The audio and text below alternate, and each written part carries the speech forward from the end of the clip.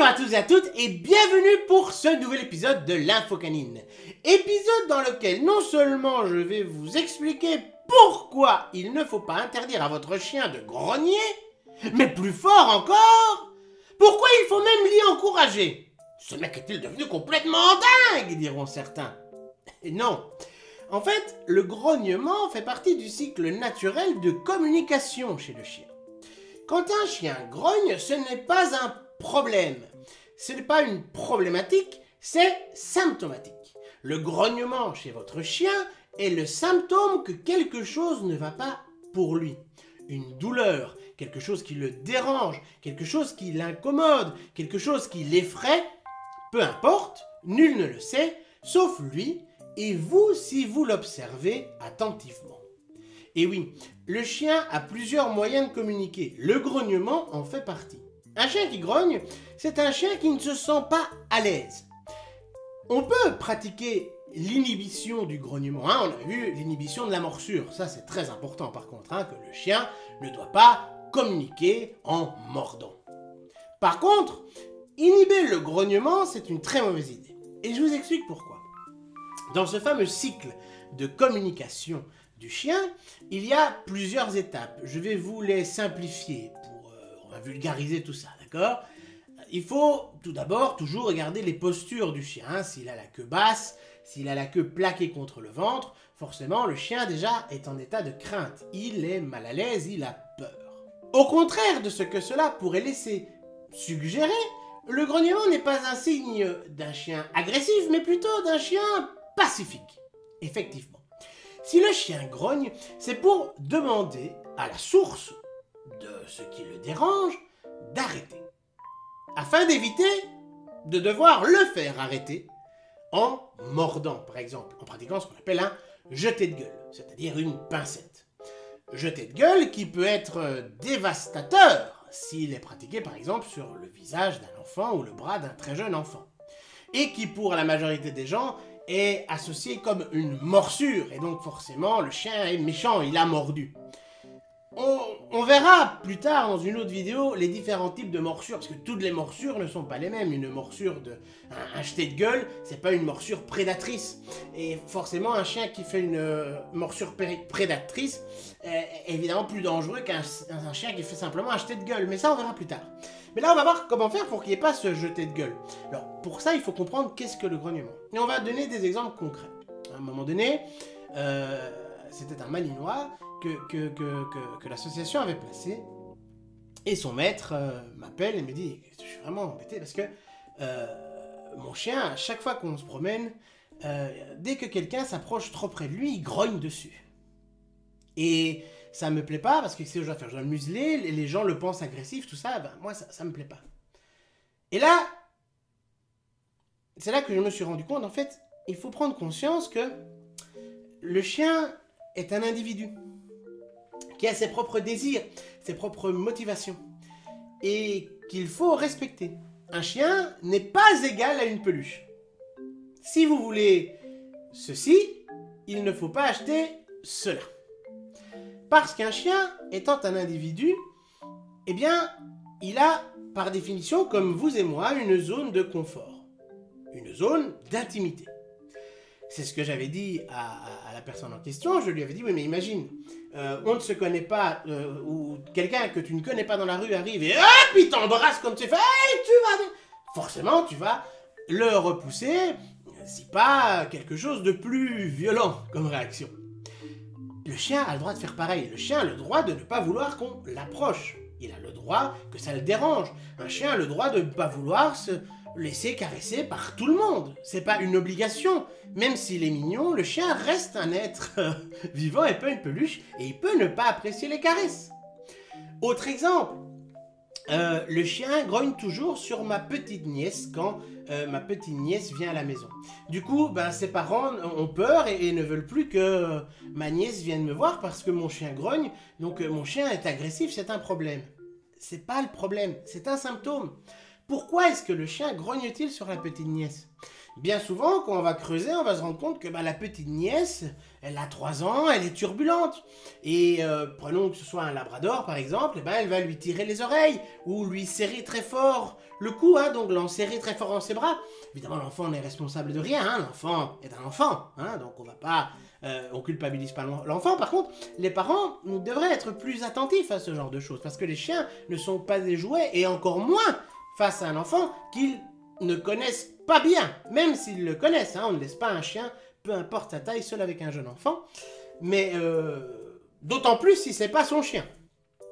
Donc, qu'est-ce qui se passe? Le chien, il peut pas dire à la petite fille, écoute, quand tu me tires sur les oreilles, ou que tu me pinces, ou que tu me tires le poil, ou tu me tires la queue, j'ai mal, arrête s'il te plaît.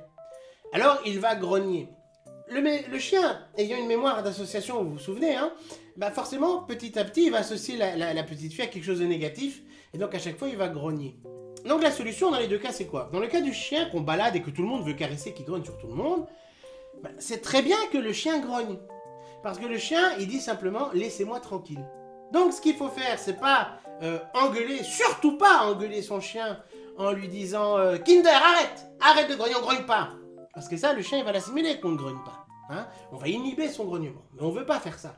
Parce que l'étape d'après, c'est la morsure. Il faut dire aux gens, écoutez, mon chien n'aime pas se faire caresser par des étrangers. Et c'est son droit, hein. Mesdames, messieurs, vous n'aimez pas vous faire ploter dans la rue par n'importe qui non plus, hein. Moi, mes amis proches, enfin, maintenant on peut plus parce qu'il y a le Covid, mais mes amis proches, je les embrassais. Si vous imaginez qu'on parle de ça au passé, quand même, c'est dingue. Mais on les embrassera de nouveau, croyez-moi. Donc on s'embrasse parce qu'on est proches, ma famille, etc. Mais Jean du chemin que je croise sur la rue, que j'ai jamais vu de ma vie, je le prendrais bizarrement. Je lui collerais pas une droite parce que c'est pas dans ma nature, mais certains le feraient. Parce qu'il rentre dans mon cercle intime et j'ai pas envie, je le connais pas. Le chien, il a le même droit que moi à cette intimité. Et dans le cas de la nièce, éduquer la nièce. Expliquer à cette petite fille qu'un chien n'est pas un jouet. Et alors, l'excuse que ce sont des enfants, ça marche pas, hein, parce que moi j'ai des amis qui ont des enfants de cet âge-là, et les parents sont tout à fait capables d'expliquer à leur enfant que le chien n'est pas un jouet, et s'ils voient que l'enfant va vers le chien pour l'embêter, les parents interviennent sur l'enfant. Parce que le chien, de base, voilà.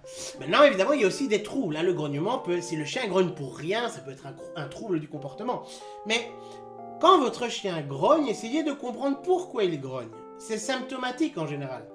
Dans le cas du chien qui se balade, si c'est parce que c'est un chien super mal sociabilisé, là, ça devient problématique, forcément. Mais en général, tous les chiens peuvent grogner. Mais si vous pratiquez l'inhibition du grognement, si vous l'encouragez pas à grogner, si vous l'engueulez à chaque fois qu'il grogne sur la petite fille, il ne va plus grogner. Donc, dans le fameux cycle de communication, il y a une des étapes qui disparaît.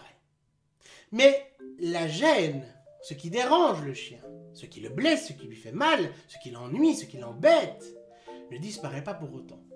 Donc, il n'aura pas d'autre choix pour se faire comprendre que de mordre. Il fera un jeté de gueule pour demander à l'enfant de lui fiche la paix. Ou il va mordre la main de la personne qui veut le caresser pour lui dire « Laisse-moi tranquille, on se connaît pas, gars ». Donc, le grognement, c'est quelque chose de sain. Votre chien grogne, c'est normal. C'est pas quelque chose de génial, hein, si votre chien grogne, on est d'accord, il y a un problème, hein. Mais il faut savoir pourquoi il grogne. C'est pas le grognement à proprement parler qui est le problème. Donc il ne faut pas interdire aux chiens de grogner, il faut comprendre pourquoi les chiens grognent et faire en sorte d'apaiser l'animal. Je vous donne l'exemple. Voilà, par exemple, je ne sais pas, imaginez, vous avez un nouveau compagnon de vie, un nouveau petit copain, une nouvelle petite copine. Bon. Et vous avez un berger allemand. Et le berger allemand, il est territorial, il vous protège, tout ça, il a son petit caractère. Bon, il se trouve qu'à chaque fois que votre copain vient chez vous, votre copine, il va lui grogner dessus. Il ne le connaît pas. Voilà, c'est un peu logique, hein. Surtout qu'un jour, il va se trouver que le type, il va descendre à 3 h du mat de l'étage parce qu'il aura dormi là et il va tomber nez à nez avec le chien dans la cuisine. Le chien, il est chez lui. Pour lui, le mec, il n'est pas chez lui. Donc, il peut avoir des réactions. Si à chaque fois que le chien a grogné, vous avez bêtement engueulé le chien en lui disant « on grogne pas, on grogne pas, on grogne pas », bah, le chien va mordre, mais il va d'office mordre. Et il peut même la mordre et attaquer carrément parce qu'il est sur son territoire. La solution, c'est quoi? Ben, c'est qu'est-ce qui met mon chien en situation d'inconfort? C'est que mon nouveau copain ou ma nouvelle copine est un étranger ou une étrangère et forcément, il le craint ou il la craint. Alors, on va habituer le chien à la personne. On va faire des promenades ensemble, on va l'acheter, hein, on va lui dire tiens, donne-lui telle friandise, il aime bien ça, on va lui faire des mamours, etc. pour que votre chien, même s'il est un peu difficile, il accepte l'autre personne. N'allez pas trop vite, hein, parce que si de base le chien grogne sur la personne, c'est qu'il est mal à l'aise. Donc dites pas à la personne, non, vas-y franchement, un chien qui grogne, faut être débile pour dire, ah mais faut être franc dans la vie, pas, on met la main. Il va vous mordre, hein, ça, si on réfléchit 2 secondes, hein, ça tombe. Hein. Non, il faut laisser le chien vous approcher, vous renifler, pas faire de gestes brusques, ne pas fixer un chien dans les yeux, ça on fera une vidéo dessus, mais ce sera très court, mais on fixe pas un chien dans les yeux. Chez les chiens, c'est un signe de défi. C'est genre l'équivalent de 2 ados dans les cours de récré qui se mettent tête à tête comme ça, genre, qu'est-ce qu'il y a? Ben, les chiens, c'est quand ils se regardent, quand ils se fixent dans les yeux, c'est comme ça. Avec nous, quand nous sommes leur référent, leur papa, leur tuteur, leur maître, comme vous voulez, non, en général non, parce qu'il y a un lien d'affection qui déclenche même certaines sécrétions hormonales positives, mais avec un étranger ou un chien étranger, c'est un signe de défiance. Alors le mec qui arrive, il connaît pas le chien, il le regarde droit dans les yeux, il tape la main dessus pour aller lui caresser la tête au niveau des os. Il y a un risque de morsure. Non, il faut acclimater le chien à la personne, et une fois que c'est fait petit à petit, ben, il va changer complètement de comportement, il va l'accueillir, il va être heureux de le voir parce qu'il aura associé cette nouvelle personne à des choses positives. Ne faites pas l'erreur non plus, par exemple, d'exclure le chien. Quand vient la nièce, n'excluez pas le chien, sinon le chien ne va jamais aimer la nièce, ça ne résout pas le problème. Quand le chien grogne, retenez, le problème n'est ni le grognement, ni le chien. Le problème, c'est ce qui fait grogner le chien.